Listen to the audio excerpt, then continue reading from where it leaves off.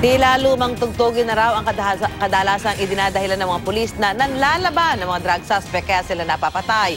Sa panayam ng programang News to Go kay Senador Panfilo Lacson, questionable na raw ito dahil halos araw-araw ay may napapatay na drug suspect sa mga operasyon ng pulis. Dagdag pa ni Lacson, wala pa raw naresolba ang mga pulis sa mahigit 600 ang napatay umano ng mga vigilante group mula nitong August 3. Ipinunto rin ni Lacson na sana'y di muna isinapubliko ni Pangulong Duterte ang pangalan ng mga nasa drug watch list.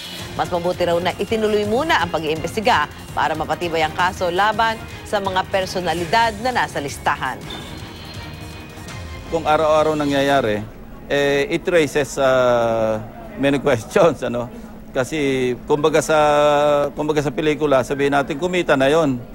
Pero kung talagang may mga isolated cases, talagang meron naman dahil mga drug addicts ito at drug pushers at wala naman sa sariling wisyo at nasa police custody, pwede talaga mangyari yung possibility. Pero sabi ko nga, kung araw-araw nangyayari na lang na yung huli nangaagaw ng baril, sabi ko maraming question na dapat sagutin.